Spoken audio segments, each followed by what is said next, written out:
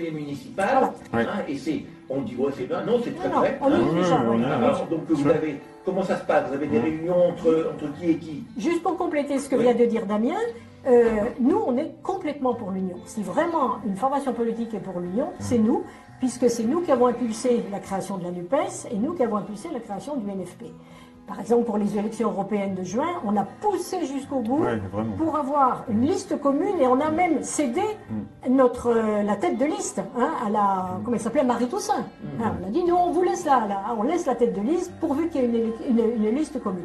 Ils n'ont pas voulu, chacun a fait sa course de petit cheval. Bon, et on en est là. Mais par contre, nous, c'est pas l'union pour l'union. C'est l'union sur un programme de rupture, un programme vraiment de gauche qui puisse changer la vie des gens. C'est pas, je vais me permettre cette formule, c'est pas la gauche à la Hollande. Voilà. Non, mais si on fait le constat depuis la création du nouveau Front populaire, où il y avait un programme, même une candidate, on remarque quand même depuis ce temps-là qu'il y a beaucoup de dissensions, de différences et de votes contraires. Parfois vous votez la censure ou ils ne votent pas, et inversement.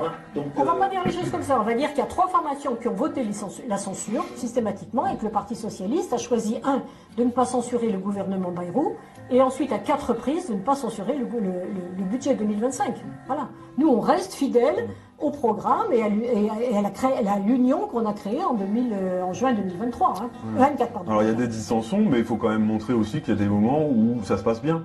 Au moment de la discussion du budget Barnier, avant qu'il soit censuré, le nouveau Front populaire a quand même fait passer énormément de mesures à l'Assemblée, à travers des débats qui ont eu lieu dans l'hémicycle et en commission.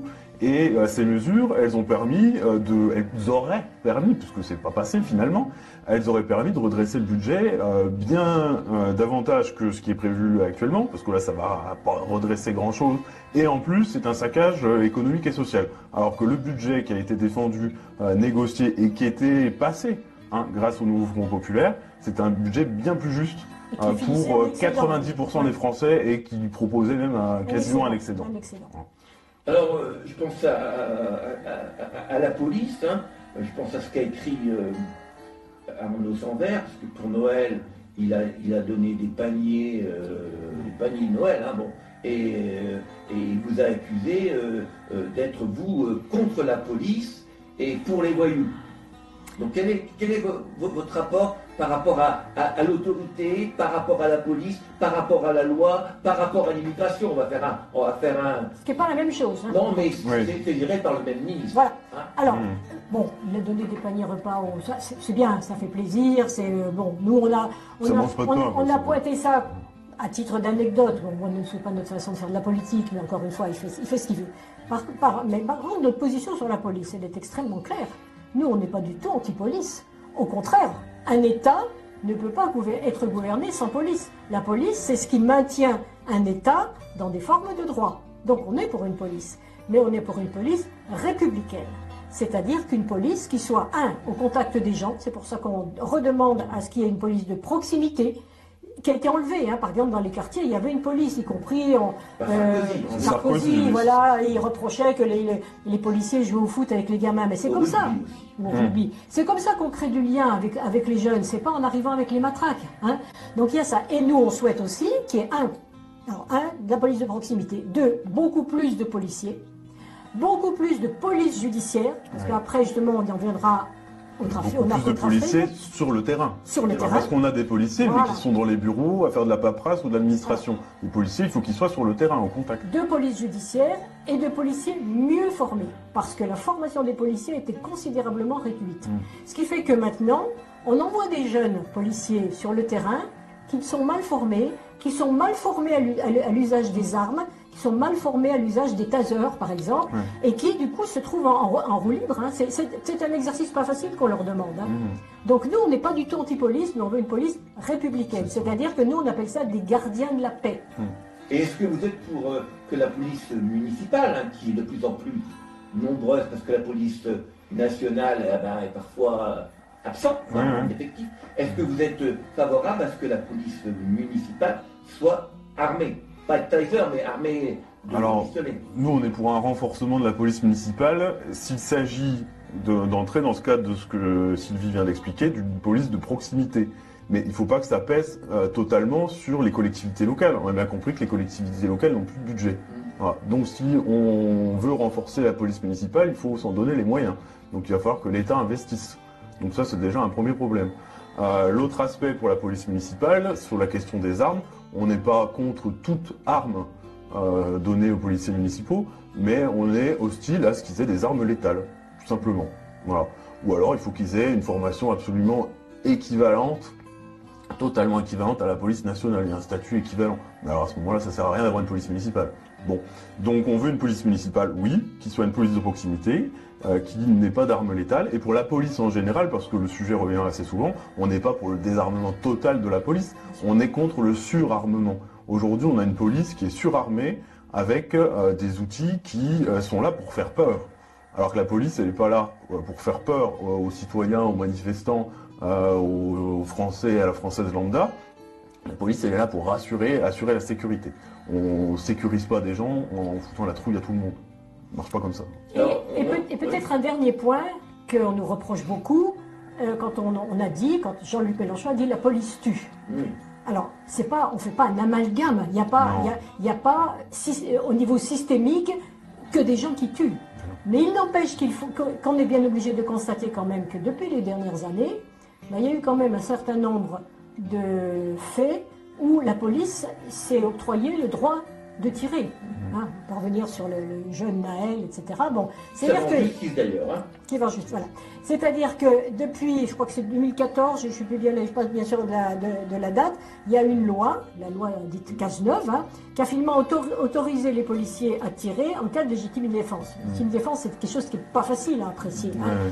Donc, ces policiers, je reviens à ce que je disais tout à l'heure, qui ne sont pas formés, pas assez nombreux, et à qui en plus on a donné l'autorisation de tirer s'ils étaient en légitime défense, il arrive ce genre de choses. C'est-à-dire que c'est quand même pas normal.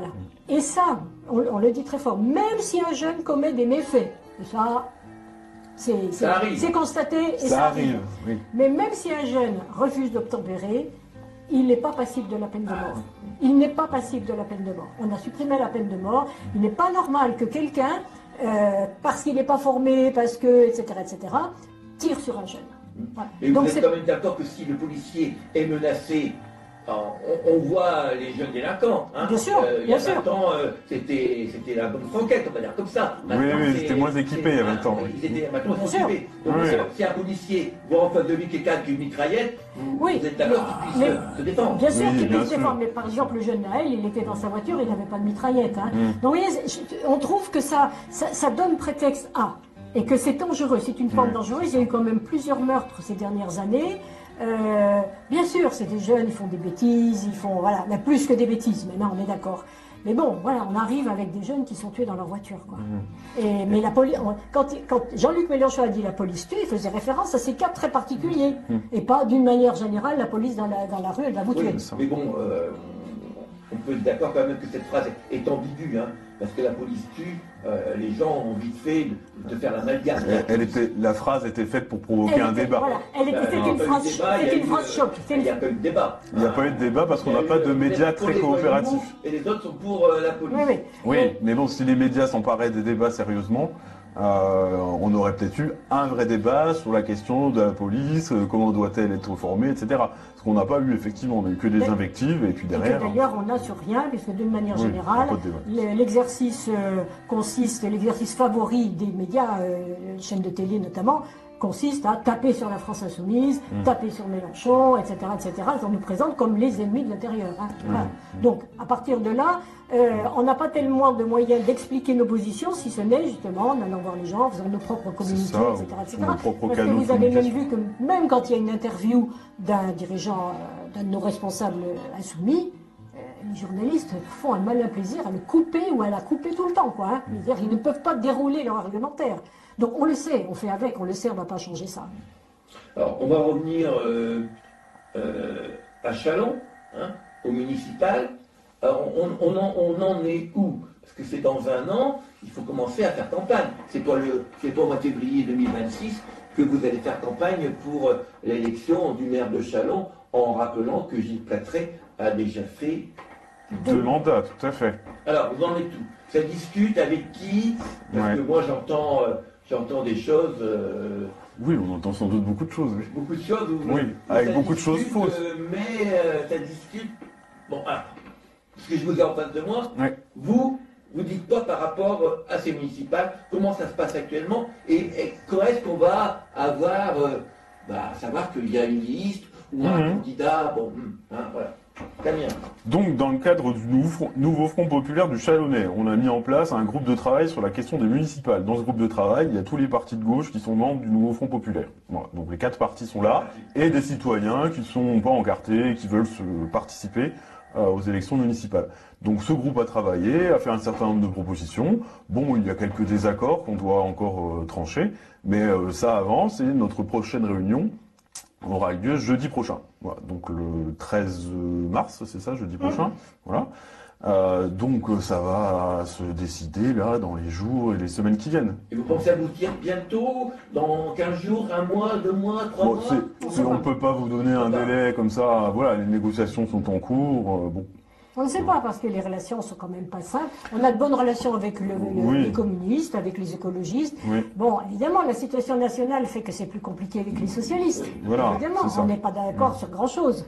Donc, après, tout le monde est conscient qu'à l'échelle locale, c'est compliqué d'avancer et de reprendre la place de Gilles Plattret si on n'y va pas ensemble. Ça, tout le monde en est conscient. Mais malgré tout, ces dissensions qui existent à l'échelle nationale, elles rejaillissent un peu à l'échelle locale. Elles sont très gênantes. Voilà, donc il faut voir comment on articule tout ça pour pouvoir avancer au mieux ensemble, donc autant que possible. De toute façon, nous, on l'a rappelé à chaque étape, on veut l'union absolument, c'est ce que Sylvie disait. De toute façon, on l'a déjà proposé aux européennes, aux municipales, c'est la même chose partout. Voilà.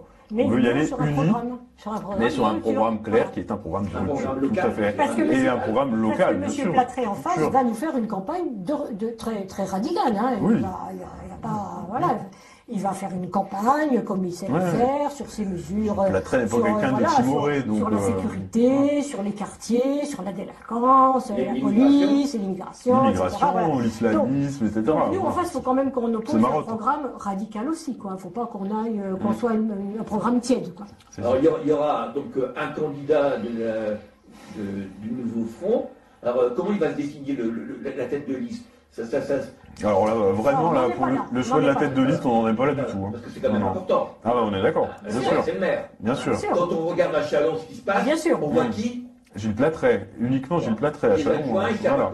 Les adjoints ne sont même pas sollicités dans l'équipe de Gilles Plattret. Voilà. Bon. Et même le premier adjoint a démissionné avec perte et Chalon-sur-Saône, c'est Gilles Plattret, il n'y a pas de démocratie, même avec ses adjoints, même avec ses conseillers municipaux. On voit bien ces conseillères municipales qui sont plus des groupies que des conseillères municipales, en vérité. Bon, donc, très clairement, nous, c'est pas du tout ce qu'on veut proposer. On veut pas quelque chose de vertical. On ne sait pas qui sera tête de liste, mais dans tous les cas, on proposera quelque chose qui sera un fonctionnement véritablement collégial.